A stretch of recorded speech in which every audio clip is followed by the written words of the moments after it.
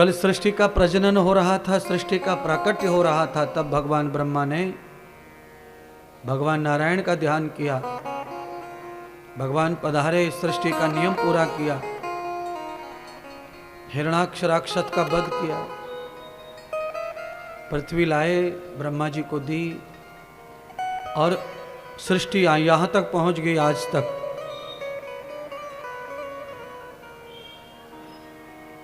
हिरणाक्ष का जो छोटा भाई हिरण्यकश्यप था,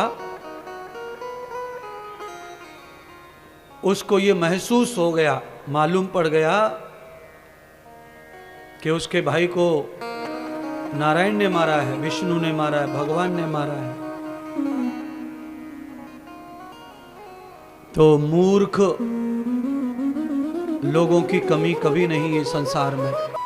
हिरण्यकश्यप ने भगवान के साथ में बैर स्थापित कर लिया।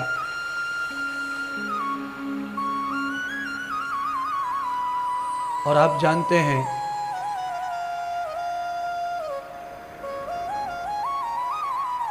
कि बैर किसी का अच्छा नहीं रहता।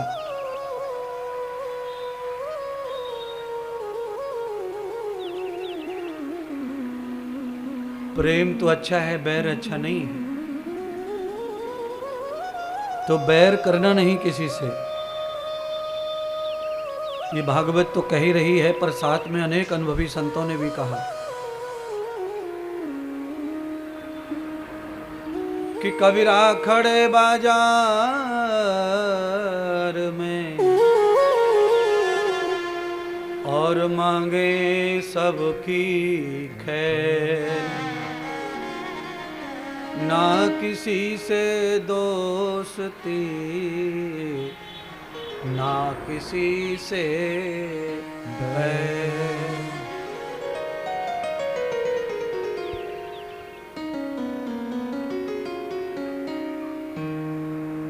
संत की वाणी भी यही कहती है। संसार में कोई मित्र नहीं हमेशा के लिए और कोई दुश्मन नहीं हमेशा के लिए। जो आज मित्र सरीके लगते हैं वो कल दुश्मन हो सकते हैं।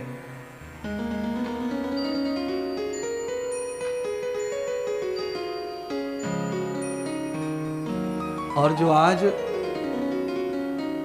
दुश्मन है वो कल मित्र हो सकते हैं। सदैव समय एक जैसा नहीं रहता। आज मैं दो कथाएं आपको इसी पर सुनाऊंगा कि समय हमेशा एक जैसा नहीं किसी का। हिरण्यकश्यप ने बहुत भक्ति की, बहुत साधना की, तप किया। भगवान सुखदेव राजा परीक्षित को ये कह रहे हैं, राजन कश्यप जो है महान ऋषि हैं और दुर्भाग्य से उनकी औलाद एक पत्नी के गर्भ से इस तरह की दुष्टा औलाद पैदा हो गई और एक पत्नी के गर्भ से देव औलाद पैदा हुई।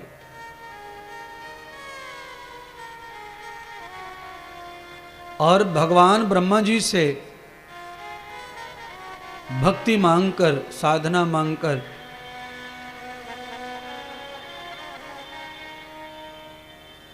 हिरण्यकश्यप क्या मांग रहा है बार बार? हिरण्यकश्यप बार बार कह रहा है कि मुझे भगवान को मारने की शक्ति दो। यानी कि आदमी जब स्वार्थी हो जाता है, मतलबी हो जाता है, तो मूर्ख भी हो जाता है, अज्ञान हो जाता है। प्रतिशोध बदले की भावना जिस व्यक्ति में पैदा हो जाती है वो पूरा पागल हो जाता है। अगर हिरण्यकश्यप ये महसूस करता, समझता कि जन्म जिनका देना तो मरण भी उन्हीं के हाथों से आना है,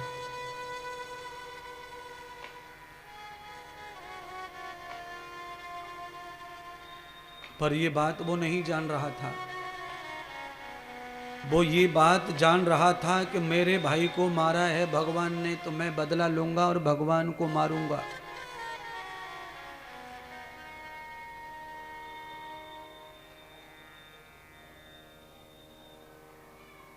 सभी पुराणों का अध्ययन किया है,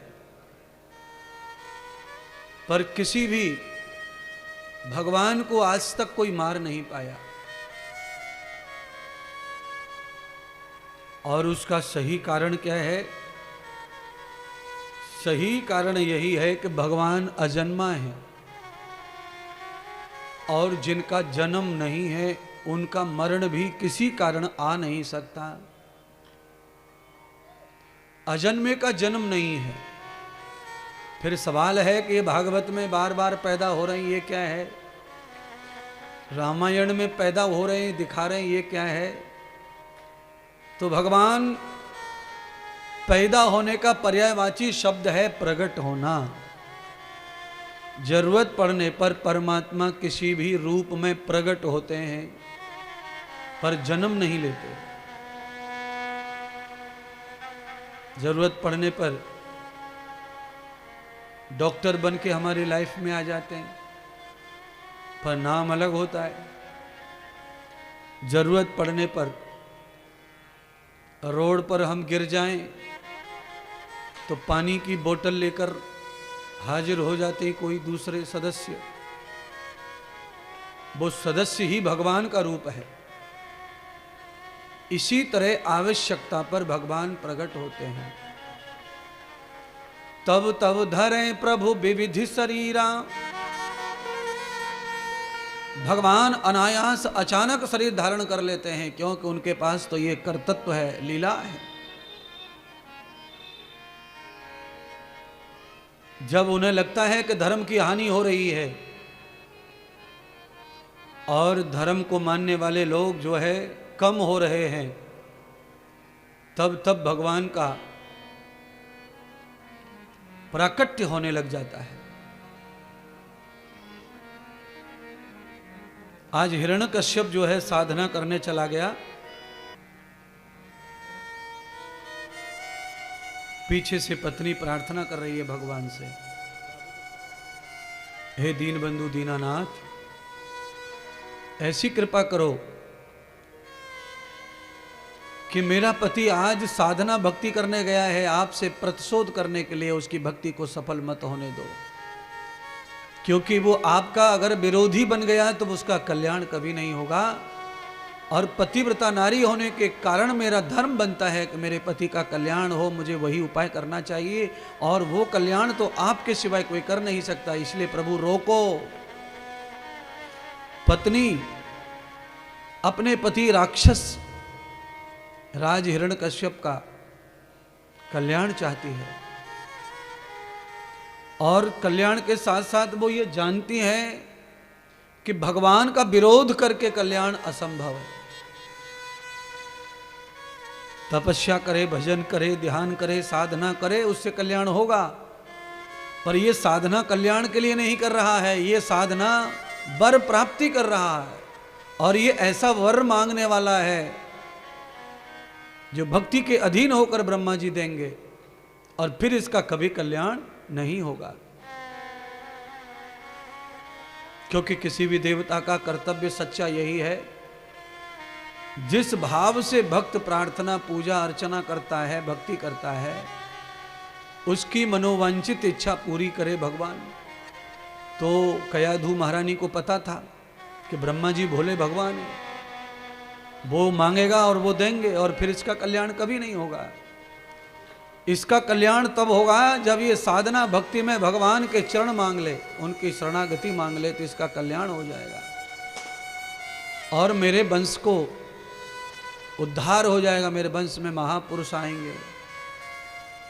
भगवान विष्णु नारायण की भक्ति करती थी माता कयाधु।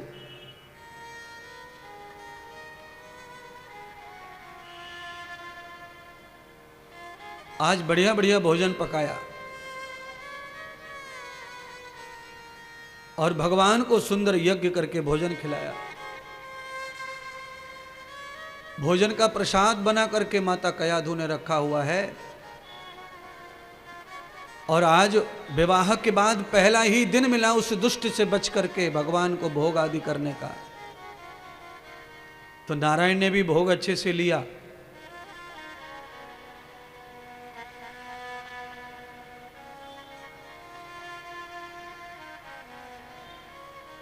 भोग लेकर के अपनी शिष्य का प्रार्थना जो थी वो सुनी।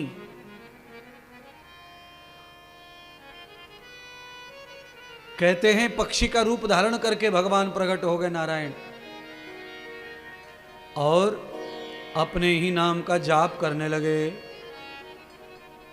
श्रीमन नारायण नारायण हरि हरि, श्रीमन नारायण नारायण हरि हरि, श्रीमन नारायण नारायण हरि हरि।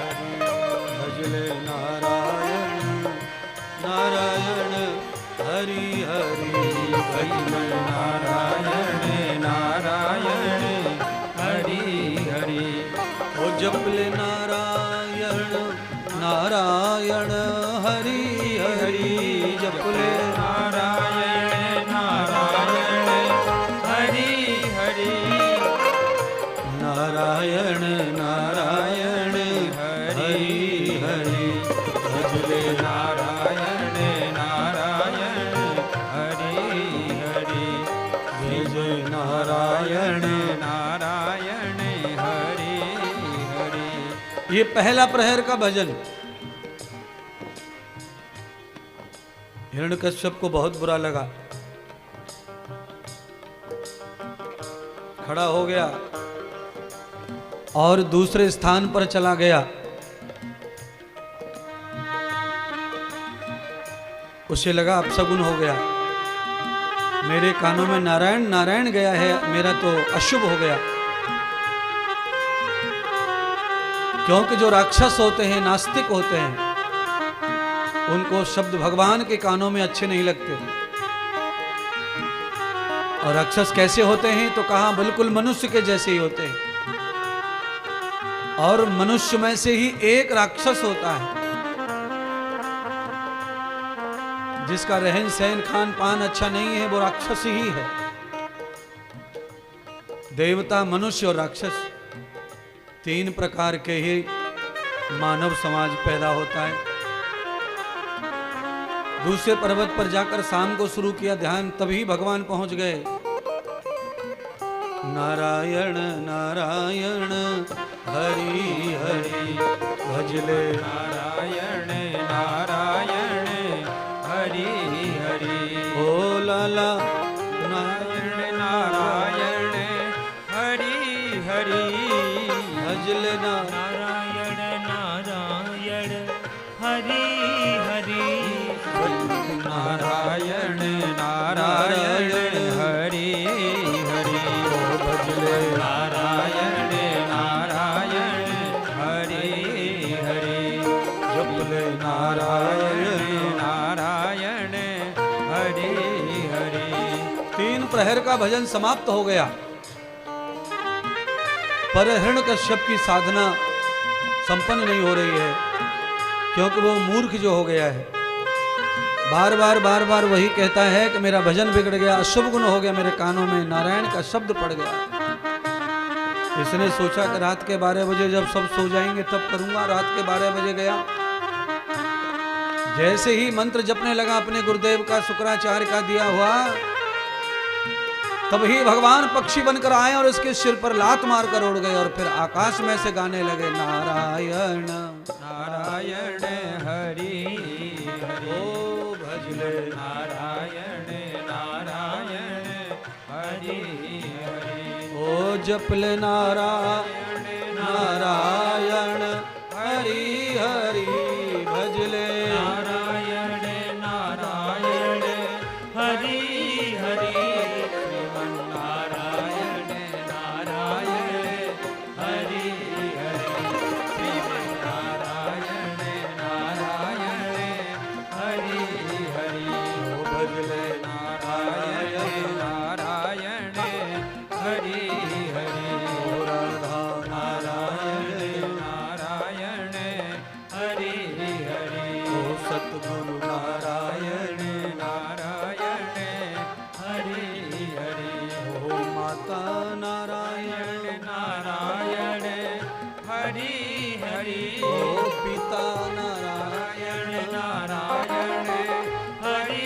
हरि भजले नारायण नारायण हरि हरि भजले नारायण नारायण हरि हरि भजले नारायण नारायण हरि हरि।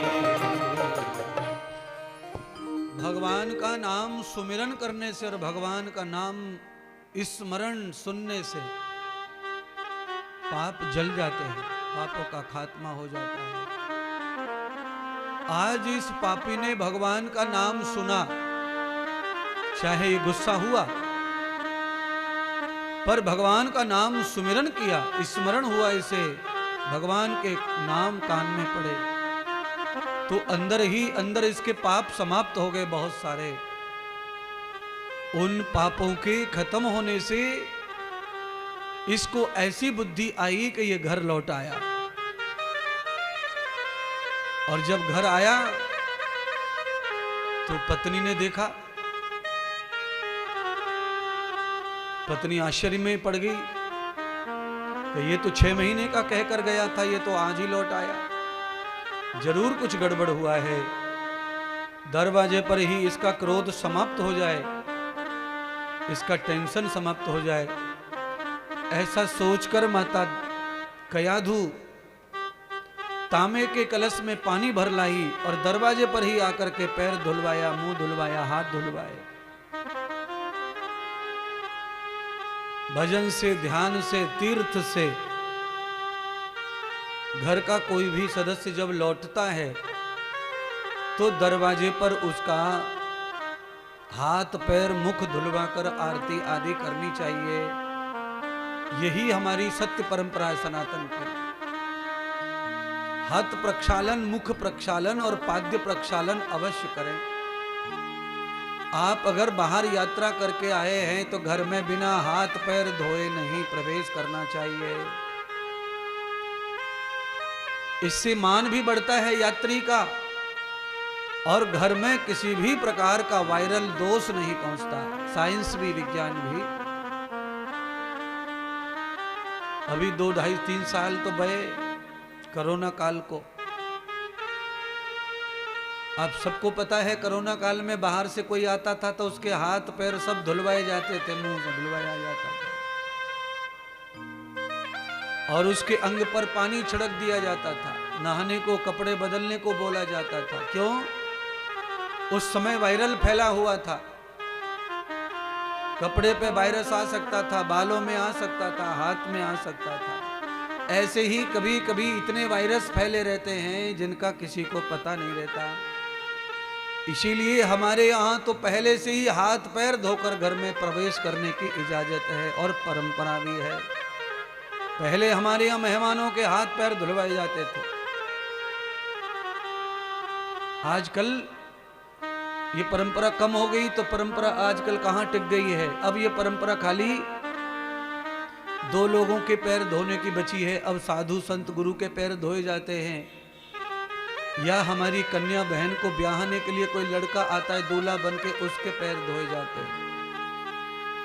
धीरे धीरे ये भी समाप्त हो जाएगा। ये कथा सुनाने का क्या रीजन है, क्या कारण है, क्यों सुना रहे हैं? हम ये सिखाना चाहते हैं, आपको समझाना चाहते हैं और आपसे करवाना चाहते हैं। घर का कोई भी सदस्य यात्रा पर गया है, लौटा है, अगर वो यहीं बाजार गया है तो वो खुद ही हाथ पैर धो के अंदर जाए। अगर कोई तीर्थ यात्रा पर गया है हफ्ते 2 हफ्ते के लिए तो उसका दरवाजे पर स्वागत होना चाहिए, सम्मान होना चाहिए, उसकी आरती होनी चाहिए, उसकी जय जयकार होनी चाहिए और उसे लेने के लिए गांव के बाहर तक जाना चाहिए। यही परंपरा है। आज भी कोई हमारे घर के लोग कावड़ लेके आते हैं तो कावड़ का स्वागत हम गांव के बाहर करने जाते हैं।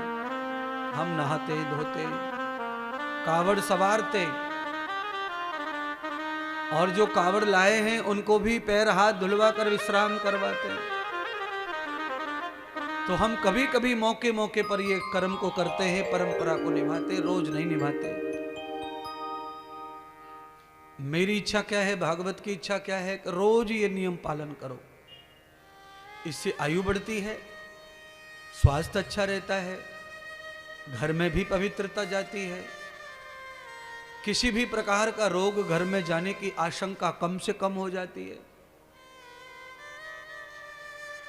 पति को अंदर ले गई, बिस्तर पर बिठाकर भोजन परोस दिया, और आज माता रानी कैसी चालाकी कर रही हैं कि भगवान का झूठा प्रसाद पति को परोसा और बिना बताए परोस दिया। क्यों परोसा? क्योंकि महारानी कयादू चाहती हैं कि मेरे पति की बुद्धि अच्छी हो जाए। भगवान को भोग लगा करके प्रसाद के रूप में जब हम भोजन करते हैं, गुरुजी को घर में बुलाया है, गुरुजी को खिला के जब प्रसाद के रूप में गुरुजी का प्रसाद ग्रहण करते हैं, तो हजारों प्रकार का पुण्य हमारे जीवन में प्रकट होता है, हजारों प्रकार का कष्ट हमारा समाप्त होता है। तो घर में ये नियम सभी माताओं को रखना है कि घर में जो भोजनालय है वहां पर भगवान को रोज भोग लगना चाहिए। अग्नि में यज्ञ के माध्यम से लगना चाहिए। यज्ञ असंभव हो तो लकड़ी का चूल्हा हो तो चूल्हे के कोयले पे लगना चाहिए, वो भी नहीं तो चूल्हे में डाल दो, वो भी नहीं, गैस है तो फिर गाय को खिला दो। ऐसा नियम कोई नित्य करो, उसके अनंत लाभ आएंगे आपको आपके जीवन में धीरे धीरे।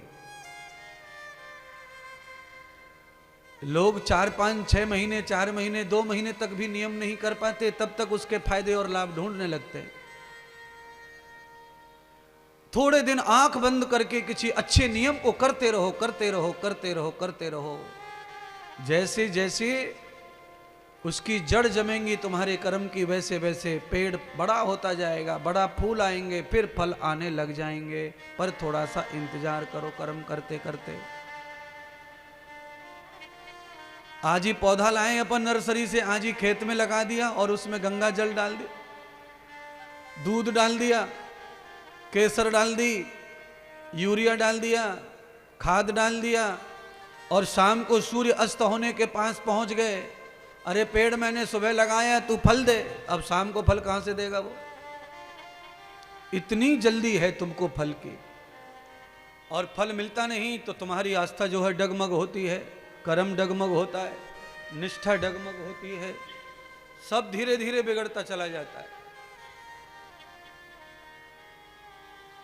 इसीलिए अचल भाव से भगवान का चरण बंदन करें, अचल भाव से भगवान की सेवा पूजा करें।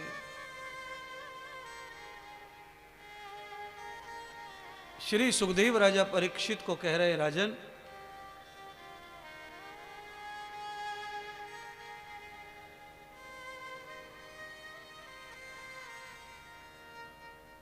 जैसे ही भोजन ग्रहण किया हिरण्यकश्यप ने,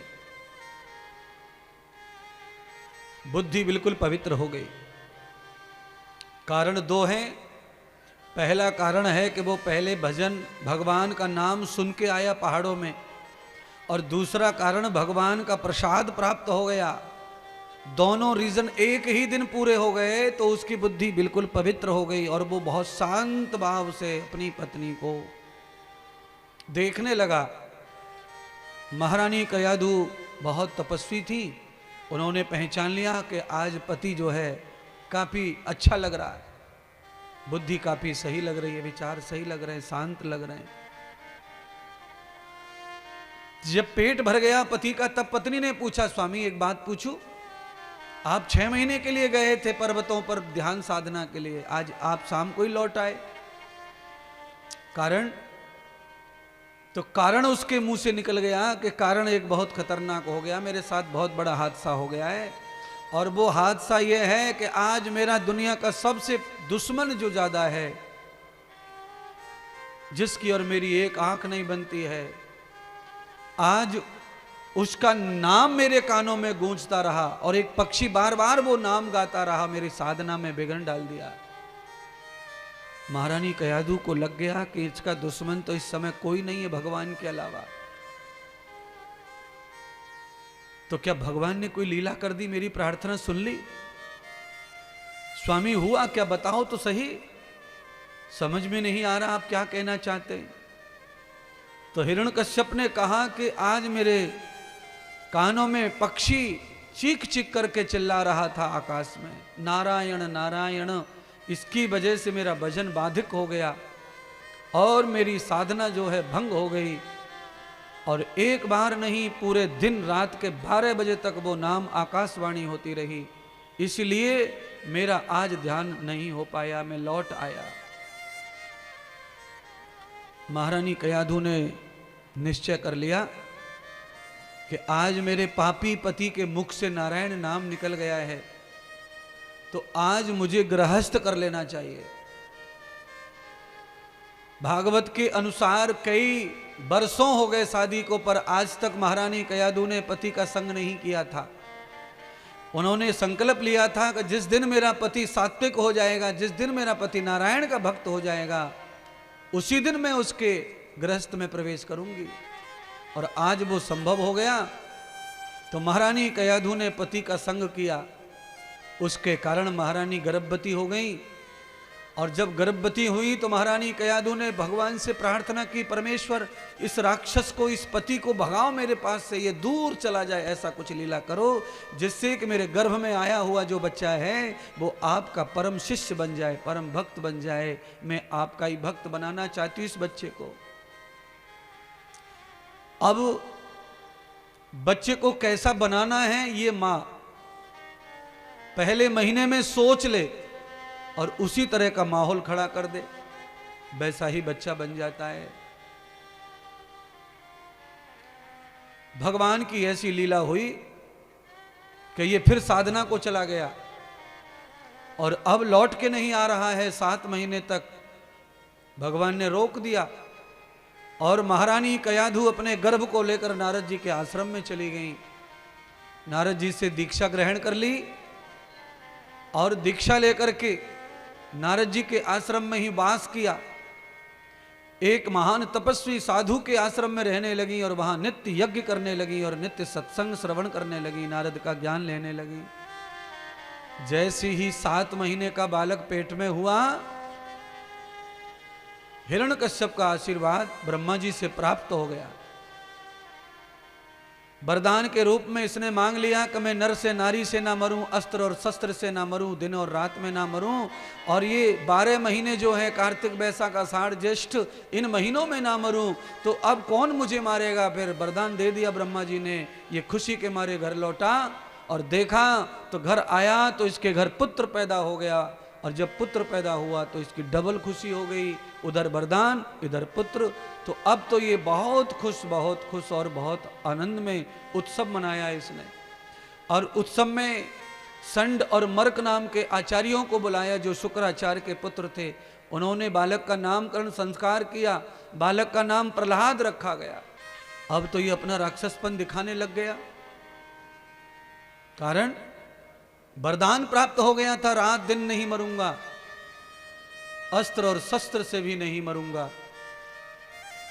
दिन रात और मास वर्ष में नहीं मरूंगा, तब डर किस बात का। और साथ में पुत्र की प्राप्ति हो गई तो अब ये अपने मन में सोचता है कि शीघ्र मेरा पुत्र युवा हो जाएगा, तो हम विष्णु को छोड़ेंगे नहीं, दोनों बाप बेटे मिलकर। बालक 3 ही वर्ष का हुआ और इसने तत्काल उसे पढ़ने के लिए भेज दिया, राक्षसी विद्या के लिए। इस कथा के माध्यम से यह महसूस हो रहा है कि अपने बच्चों को जो जल्दी जल्दी स्कूल भेजने की सोचते हैं वो माता पिता अच्छे नहीं हैं। कथा के अनुसार वो हिंसक माता पिता हैं, राक्षसी प्रवृत्ति के माता पिता हैं। क्यों? छोटे छोटे बच्चों के स्कूल जो है चल रहे हैं, ये सब पाश्चात्य संस्कृति को पनपाने वाले स्कूल हैं। गुरुकुलों में पढ़ाई की जो उम्र है वो है कम से कम 10 वर्ष। 10 वर्ष का बालक गुरुकुल में पढ़ने जाए, जो स्वयं नहा ले, स्वयं कपड़ा धो ले, स्वयं भोजन कर ले, स्वयं बर्तन मांज ले, स्वयं बिस्तर उठा ले, ये बच्चे को नॉलेज आ जाए, इतना नॉलेज घर वाले को देना है, माँ को देना है, पिता को देना है। और 10 वर्ष के बच्चे को जितना स्कूल में ज्ञान होता है अक्षर का, इतना ज्ञान घर पे ही बच्चे को माता पिता को देना चाहिए। क्योंकि ये दोनों माता पिता 5 वर्ष तक माँ गुरु है और 9 वर्ष तक पिता गुरु है। 9 साल तक माता पिता को ही बच्चे को घर पे पढ़ाना चाहिए। और जो माता पिता ऐसा करता है उसका बच्चा ढीठ नहीं बनता है, निकम्मा नहीं बनता है, लाचार नहीं बनता है, दुष्ट नहीं बनता है। और जो 2-3 साल के बच्चे को, 2.5-3 साल के बच्चे को जल्दी से स्कूल में डाल देते हैं, प्ले ग्रुप में डाल देते हैं, नर्सरी में डाल देते हैं, वह बच्चा हर हाल में आगे चलकर राक्षस ही बनेगा। क्योंकि बच्चे का निर्माण रुक जाएगा, बच्चे को भाषा का ज्ञान तो हो जाएगा पर बच्चे की संस्कृति मिट जाएगी, बच्चे की जीवन पद्धति समाप्त हो जाएगी। बच्चा बचपन से मजबूर हो जाएगा, उस भाषा को पढ़ते पढ़ते पगला जाएगा और अंत होगा कि मानवता नष्ट हो जाएगी और उसमें एक राक्षस का जन्म होगा। वही हो रहा है। अब इसमें मेरी तरफ से कुछ नहीं कह रहा हूं बंधुओं, ये कथा कह रही है। इसमें लिख के गए व्यास जी, 5 वर्ष मां गुरु, 9 वर्ष तक पिता गुरु।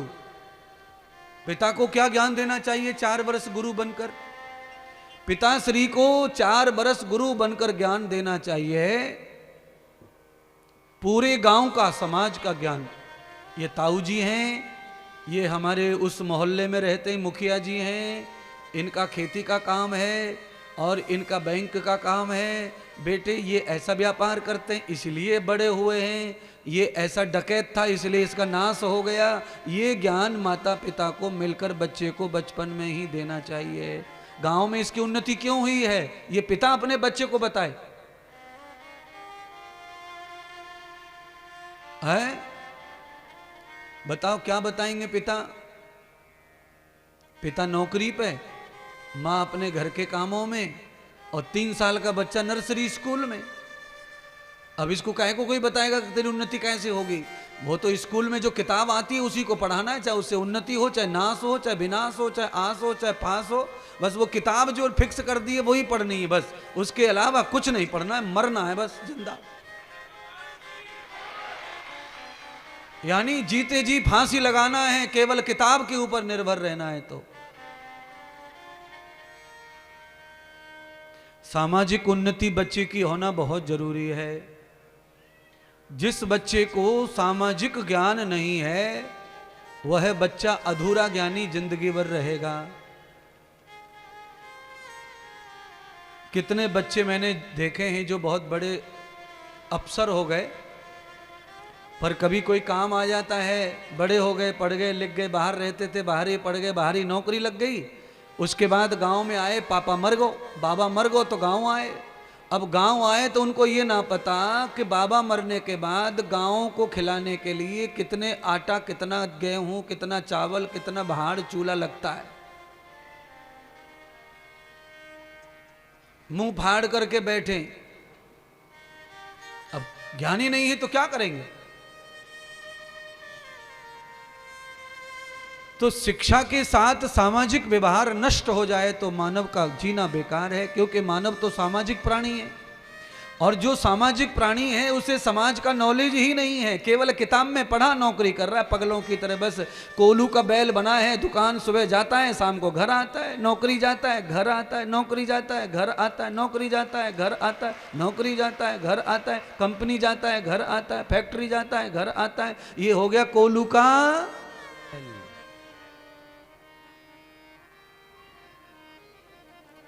और कोलू के बैल को हल में कभी जोत सकते नहीं है, क्योंकि उसको आदत हो जाती है गोल गोल घूमने की। और आदत ऐसी हो जाती है कि उसके पीछे भी हाँकने वाला ना रहे तो भी वो चलता ही रहे, दिन भर चलता ही रहे, चलता ही रहे।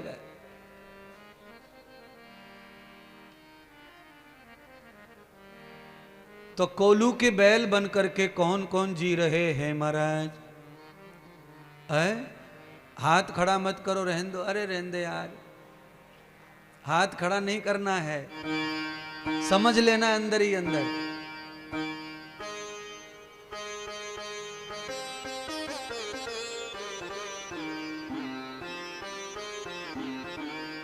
मेरा काम है समझाने का, मैं तो समझाऊंगा, बताऊंगा, सिखाऊंगा।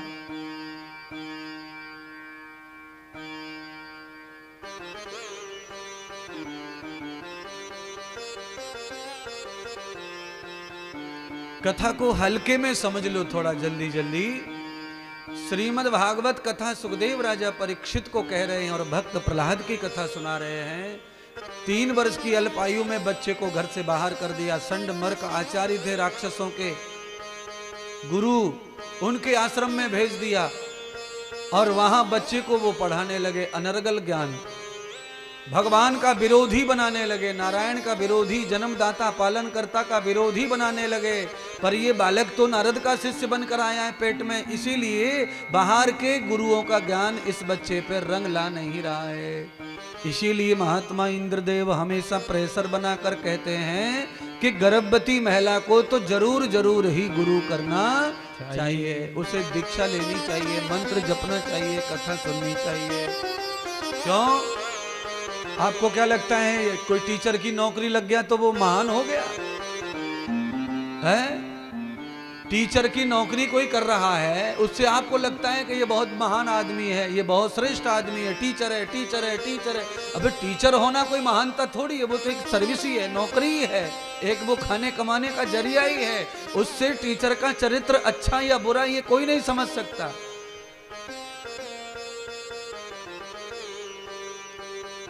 सेवेंटी 70% टीचर व्यसनी है, दुर्गुणी है। 100 में से 70 टीचर व्यसन। उनको दारू पीने से संकोच नहीं है, उनको गुटखा खाने से संकोच नहीं है, उनको फ्रेंडशिप करने में संकोच नहीं है, उनको गर्ल फ्रेंड बनाने में संकोच नहीं है, उन्हें बॉयफ्रेंड बनाने में संकोच नहीं है, मैडम के साथ ही टेबल पे चाय पीने में संकोच नहीं है, उनको कोई परेशानी नहीं है। उनके भरोसे बच्चों को छोड़ना तो कठिन काम है। पर 30% ऐसे टीचर हैं जो शिक्षा की इज्जत को बचाए हुए भी हैं, इस लाज को बचाए हुए भी हैं, इस सम्मान को बचाए हुए भी हैं।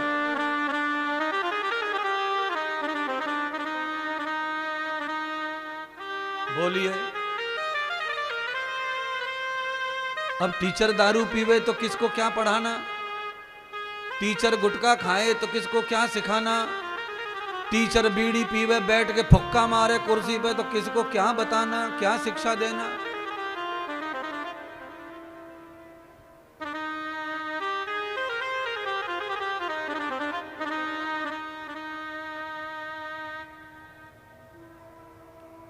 घंटा समाप्त हुआ,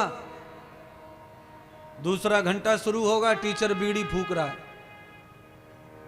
प्रेशर बना रहा है, अब दूसरे घंटे पढ़ाने के लिए जा रहा है। पर मैंने दोनों पक्ष रख दिया आज, और ये कथा इसीलिए आगे टीचर की क्योंकि संड और मर्क शुक्राचार्य के पुत्र हैं। कैसे टीचर, कैसे गुरु, कैसे ज्ञान दे रहे हैं बच्चे को, उसे परमार्थ का विरोधी बना रहे हैं, भगवान का विरोधी बना रहे हैं, प्राण प्रदाता संकट हरता का विरोधी बना रहे हैं। और भगवान से प्रतिशोध लो, अपने पिता के साथ खड़े हो जाओ और राक्षस बन जाओ, राक्षस बन जाओ, ये ज्ञान दिया जा रहा है।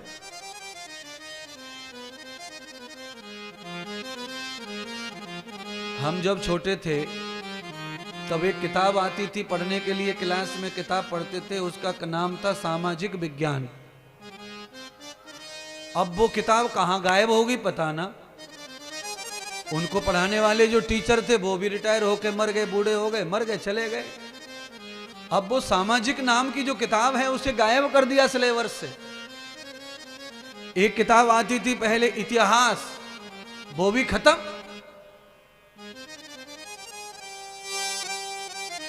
अब बच्चों को कैसे पता चले कि उनके पूर्वज कौन थे, उनका जन्म कहां से हुआ, कैसे हुआ। वो तो अच्छा है कि इस गूगल की वजह से काफी चीजें समझ में आने लग गई हैं, नहीं तो बहुत मुश्किल हो गया था महाराज। चलिए, आपके पैरों की हरकत मुझे समझ में आ रहा है कि आपको थोड़ा सा कुदन्ना करने का है। बांके बिहारी मेरे कुंज बिहारी, लागी तुम संग यारी, मेरे बांके बिहारी, लागी तुम संग यारी, मेरे बांके बिहारी, लागी तुम संग यारी, मेरे बांके बिहारी, लागी तुम संग यारी, मेरे बांके बिहारी। बांके बिहारी मेरे कुंज बिहारी, बांके बिहारी मेरे कुंज बिहारी, बांके बिहारी मेरे कुंज बिहारी, बांके बिहारी मेरे कुंज बिहारी, लागी तुम संग यारी, मेरे बांके बिहारी, लागी तुम संग यारी, मेरे बांके बिहारी। लागी तुम संग यारी, मेरे बांके बिहारी, लागी तुम संग यारी, मेरे बांके बिहारी।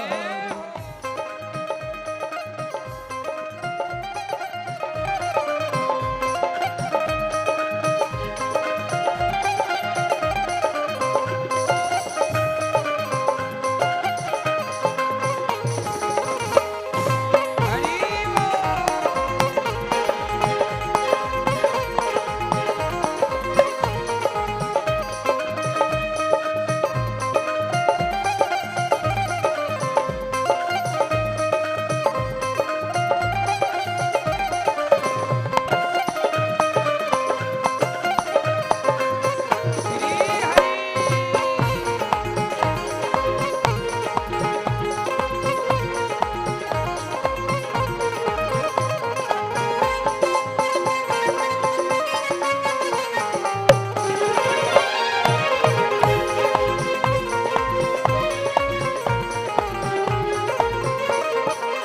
कटी में पीताम्बर गले में है माला, कटी में पीताम्बर गले में माला, मुकुट को धारण किए हैं गोपाला, मुकुट को धारण किए हैं गोपाला, गले में है माला, गले में है माला, किए हैं गोपाला, किए हैं गोपाला, घुंघराली लटे कारी कारी, घुंघराली लटे कारी कारी, मेरे बांके बिहारी, लागी तुम संग यारी, के बिहारी, लागी तुम संग यारी, मेरे बांके बिहारी, लागी तुम संग यारी, मेरे बांके बिहारी।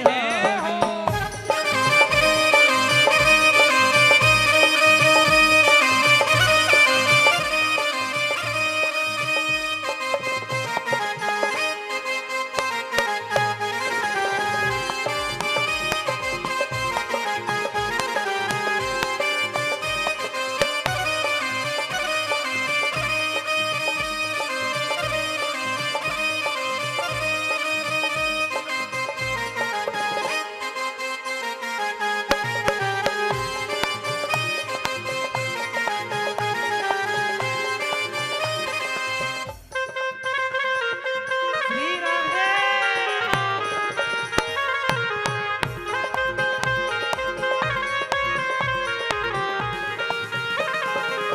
सांवरी सूरत के दर्शन तुम्हारे, सावरी सूरत के दर्शन तुम्हारे, मुरली मनोहर जब से निहारे, मुरली मनोहर जब से निहारे, दर्शन तुम्हारे हाँ दर्शन तुम्हारे, जब से निहारे, हाँ जब से निहारे, बन बैठे तेरे पुजारी, बन बैठे तेरे पुजारी, तेरे बांके बिहारी, लागी तुम संग यारी, मेरे बांके बिहारी, लागी तुम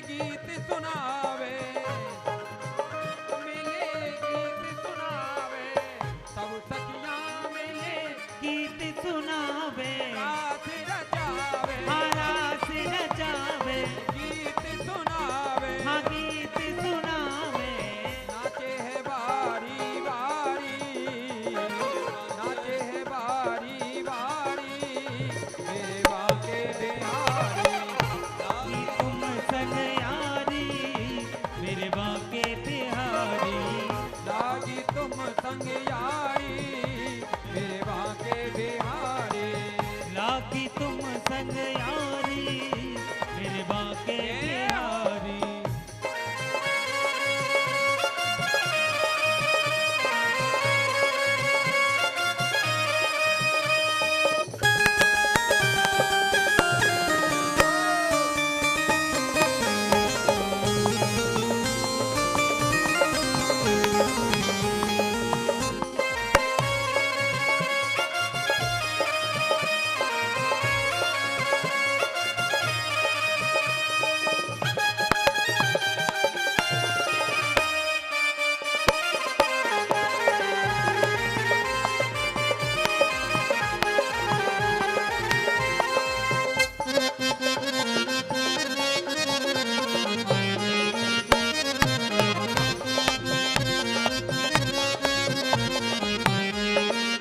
श्री हरिदास के प्यारे हो तुम श्री हरिदास के प्यारे हो तुम मेरी भी आंखों के तारे हो तुम मेरी भी आँखों पे तारे हो तुम प्यारे हो तुम प्यारे हो तुम तारे हो तुम प्यारे हो तुम चरण कमल बलिहारी चरण कमल बलिहारी मेरे बाके बिहारी लागी तुम संग यारी मेरे बाके बिहारी लागी तुम संग यारी मेरे बाके बिहारी लागी तुम संग यारी मेरे बाके बिहारी बाके बिहारी मेरे कुंज बिहारी बाके बिहारी मेरे कुंज बिहारी बाके बिहारी